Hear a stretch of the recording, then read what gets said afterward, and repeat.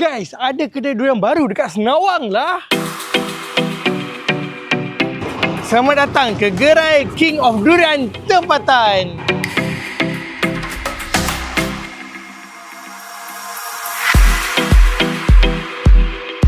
Tahun lepas King of Durian berniaga dekat Sendayan, tetapi pada tahun ini King of Durian telah berpindah ke Taipan 2 Senawang. King of Durian ni buka setiap hari tanpa cuti. Pada hari Isnin hingga Khamis diorang beroperasi pada pukul 11.30 pagi hingga pukul 12 malam. Pada hari Jumaat hingga hari Ahad pula diorang beroperasi pada pukul 11.30 pagi hingga pukul 2 pagi. Durian apa bang? Udang merah A. Udang merah A. Jom kita tengok isi dia. Oi, merecik bosku, tidak mengecewakan. Buah baru-baru Buah baru turun bang kan? Buah baru-baru. Baru turun bang. Baru turun Wah, ambil kau. Dia buka full. Merecik Ni baru betul kan, nama gerai King of Durian Tempatan. Macam mana cantik dia. Masya Allah. Okay, buah nombor 2 ni IOIB bang IOIB bang. Okay, jom kita tengok dalam dia macam mana pula. Tak merah tak kawan. Yes, hashtag tak merah tak kawan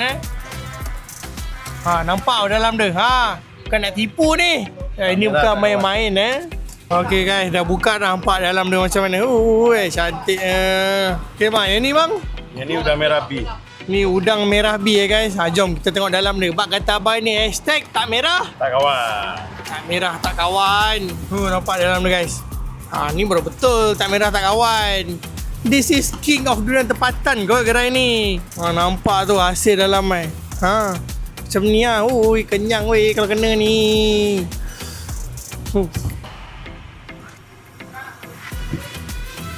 Nampak hasil dia.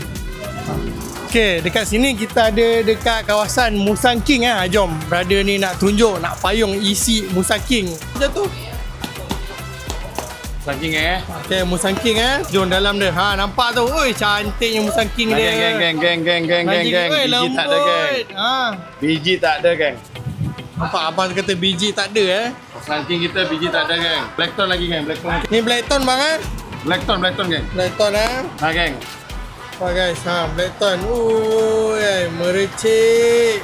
Okay guys, mana yang tengah cik durian, aku dah tunjuk dah hasil dalam setiap durian diorang ada ni. Tunggu apa lagi? Cepat-cepat datang dekat King of Durian Tempatan dekat Taipan 2 Senawang.